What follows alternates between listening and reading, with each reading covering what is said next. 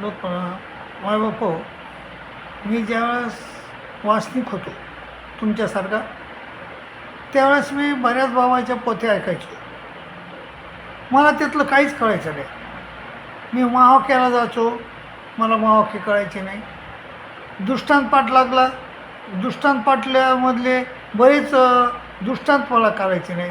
अहो मला सांगा मायबाबा, वज्रकिटकीचा दृष्टांत आहे, तर वज्रकिटकी म्हणजे काय? ते किती बाबांना समजून सांगितलं आपल्याला वज्रकिटकी म्हणजे अनादी अध्याय.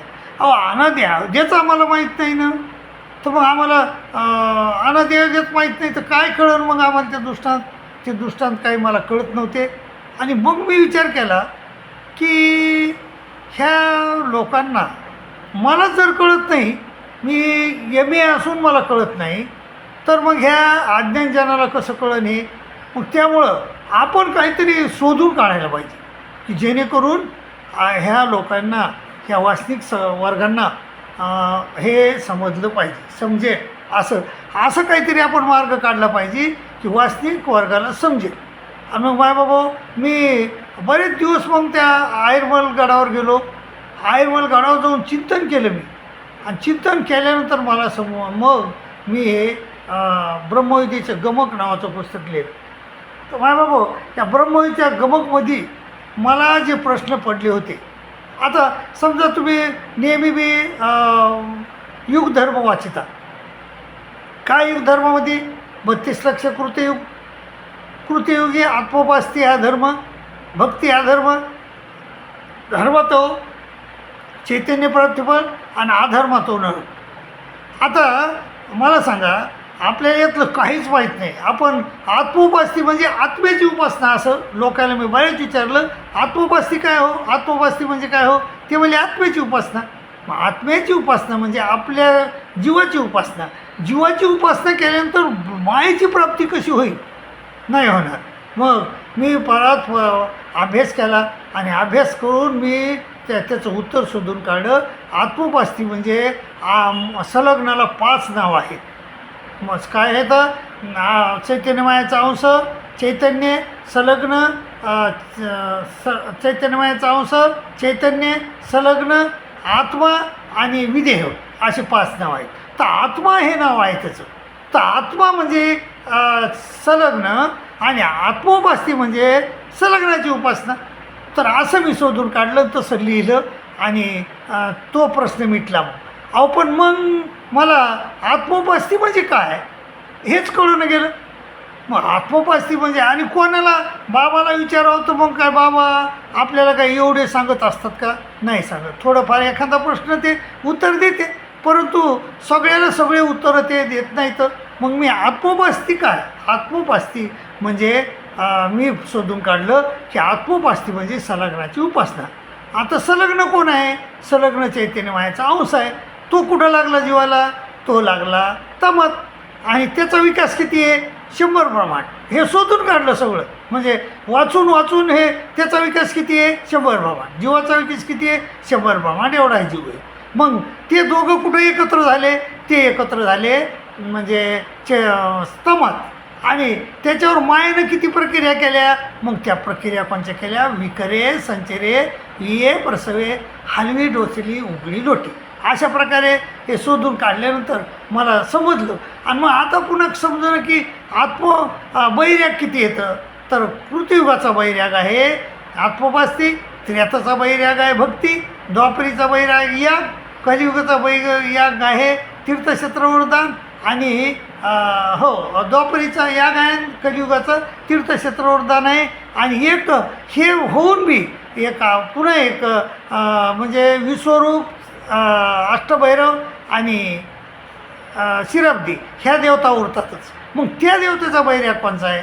तर मग पुन्हा मी शोधून माझ्या गुरुला विचारून मग पुन्हा ते शोधून काढलं, आणि तो निघाला. तो म्हणजे आगम हा बैराग त्याचा निघाला. तर मग मी असं शोधून काढलं की मग आत्मोपास्ती, भक्ती, याग, तीर्थक्षेत्र, वृत्तदाने आणि आगम असे 5 बैराग आहेत. आता 5 बैराग सारखे आहेत का? मग नाही. मग कोणचा कसा आहे? आत्मोपास्ती हा संचारी बैराग आहे. आणि बाकीचे कसे आहेत उपदेशरूप. आता उपदेश संचारी म्हणजे कसा, त्याचा संचार दृष्टीद्वारे होतो म्हणून त्याला संचार म्हणतात. आणि उपदेशरूप म्हणजे काय, कोणी यावा तुमच्या घरी आणि म्हणावं तुम्हाला चल ना तीर्थाला जाऊ, क्षेत्राला जाऊ, व्रताला जाऊ, दान करू. आणि कारण गुरुची सेवा करणं, भावाची सेवा, असं काही आईवडिलाची सेवा करणं, असा उपदेश देणं म्हणजे उपदेश रूप आहेत. बाकीचे 4 बैराग उपदेश रूप आहेत. आणि आत्मोपास्ती हा कसा आहे, तो आहे संचारी. मग आता याचा संचार कोण करतं आहे, तर याचा संचार ईश्वर चिंजड विद्यावंत असं मला अभ्यासांती कळून गेलं. मग मी त्या पुस्तकात, आपल्या ह्या पुस्तकात लिहिलं. म्हणजे आत्मोपास्ती म्हणजे काय, आत्मोपास्ती म्हणजे संलग्नाची उपासना. संलग्न कोण आहे, संलग्न म्हणजे चैतन्यमयाचा अंश आहे. आणि त्याचा म्हणजे कृतीयुगाचा धर्म कोणचा आहे, आत्मोपास्ती आहे. आणि आत्मोपास्ती म्हणजे काय, संलग्नाची उपासना. मग संलग्नाचीच का उपासना, कारण आत्मा आहे संलग्नाचं नाव आहे. आत्मोपास्ती म्हणजेच संलग्न, आत्मा म्हणजे संलग्न, आणि संलग्नाची उपासना म्हणजेच आत्मोपास्ती. तर माय बाबा असं मी अभ्यासांती शोधून काढलं, लिहिलं पुस्तकात. आणि मग हा बैराग आहे, तर मग हा संचार कशाद्वारे होतो, तर दृष्टीद्वारे होतो. तर दृष्टीद्वारे संचार झाल्यानंतर काय होतं आहे, मळ आणि पिंडस्थ प्रकाशतात. कोणचा मळ प्रकाशतो, तर चैतन्यमयाचा मळ विधेय आहे, तो विधेय मळ प्रकाशतो. आणि म्हणजे आद्यमळ प्रकाशतो. आणि पिंडस्था कोणची प्रकाशते, मायाला पिंडस्था नाही, परंतु माया ही म्हणजे संलग्नाला फक्त चैतन्यमयाच्या विद्येमध्ये पिंडस्था म्हणून तिचा उपयोग करते आणि तीच प्रकाशते. मग आता संलग्न प्रकाशला म्हणजे पिंडस्था प्रकाशली आणि मळ प्रकाशला. मग ह्या पिंडस्थेला म्हणजे संलग्नाला तो जीव आपला देव मानतो आयुष्यभर आणि त्याची उपासना करतो. आणि मृत्यूनंतर त्याला चिजेड मायाची म्हणजेच चिजेड मायाची प्राप्ती होते. असं हे आहे मायबापू. हे सोपं आहे, परंतु जर तुम्हाला हे कळालं नाही, आत्मोपास्ती म्हणजे काय, संलग्न म्हणजे काय, हे जर कळालं नाही तर तुम्हाला हे कळू शकत नाही. मग आत्मोपास्ती म्हणजे, आता भक्ती म्हणजे काय, भक्ती म्हणजे असं लोकांना विचारलं ते म्हणजे देवाची भक्ती. अरे बाबा भल्या माणसा हो, इथं देवतेचा विषय चालला आणि तुम्ही देवाची भक्ती कशी म्हणायले, नाही. भक्ती म्हणजे आई वडील गुरु मोठ्या भावाची सेवा, हे अभ्यासांती कळालं. आणि मग ते लिहून काढलं आपण स्वाभ्य भाषेत. आणि मग ह्या तो वाचत्या धर्म कसा आचरायचा, तो धर्म असा आचरायचा की आयुष्यभर आई वडील गुरु मोठ्या भावाची सेवा करायची आणि मृत्यूनंतर त्याला सत्य कैलास पुण्यदेवतेची प्राप्ती होते. आणि मग नंतर याग हा धर्म कसा आहे, याग म्हणजे काय, याग म्हणजे सरळ यज्ञ करणे. आणि मग यज्ञ किती करावं लागतात, 100 यज्ञ करावं लागतात. आणि मग 100 यज्ञ केल्यानंतर मृत्यू येतो. आणि मृत्यू आल्यावर काय होतं आहे, स्वर्गदेवतेची प्राप्ती होती. आता नंतर राहिला कलियुगाचा धर्म. तर मग कलियुगाचा धर्म काय, तीर्थक्षेत्र वर्तदान हा कलियुगाचा धर्म आहे. तीर्थ म्हणजे काय, तीर्थ म्हणजे ज्या तळ्यात नदीत देवताचा विग्रह अवतार क्रीडाला आहे त्या पाण्याला तीर्थ असे म्हणतात. क्षेत्र कशाला म्हणतात, तर तीर्थ किती आहेत, तीर्थ 3 आहेत, पैठण, लोणार आणि वाराणसी. पैठणला कोणचा विग्रह क्रीडाला, ब्रह्मदेव. वाराणसीला कोणचा क्रीडाला, महादेव. आणि पैठणला कोणचा याला म्हणजे लोणारला कोणचा विग्रह क्रीडाला, तर तो विष्णू. असं मग हा बैराग कसा आचरायचं, मग अगोदर तीर्थावर जायचं, तीर्थावर जाऊन स्नान करायचं, जवळच मंदिरं असतात ते मंदिरामध्ये जायचं. मग देव त्या लिंगाची पूजा करायची आणि तिथं काही दिवस राहायचं, क्षेत्र व्रत दान करायचं. आणि मग तिथून घरी यायचं आणि आयुष्यभर हा बैराग आचरायचा. मग उत्तम आचरलं तर काय होईल, उत्तम आचरलं तर अंतराळीचं प्राप्तिफळ असं लिहिलं आहे याच्यामध्ये. आणि मध्यम आचरलं तर अष्टदेवीचं प्राप्तफळ. आणि कधीच आचरलं तर ह्या कर्मभूमीचं, आधुनिक म्हणजे कर्मभूमीचं प्राप्तिफळ. तर असं हे मिटलं. आता राहिलं आगम. तर आगम हा काय, कसा बैराग आहे, तो उपदेश रूप आहे. आणि तो कसा आचरायचा, तिथं 4 ग्रंथ येतं, स्वच्छद ललित, पंथान भैरव, आदिकादी.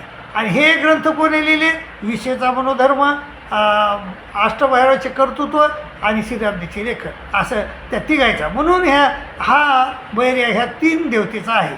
आणि मग ह्या 3 देवतेचा बहिर्या कसा आचरायचा, तर याचे जे 4 ग्रंथ आहेत त्याचा अभ्यास करायचा म्हणजे आयुष्यभर. आणि मृत्यूनंतर त्याला उत्तम अभ्यास केला तर विश्वदेवतेची प्राप्ती होती, मध्यम अभ्यास केला तर अष्टदेवतेची प्राप्ती होती, आणि कनियस अभ्यास केला तर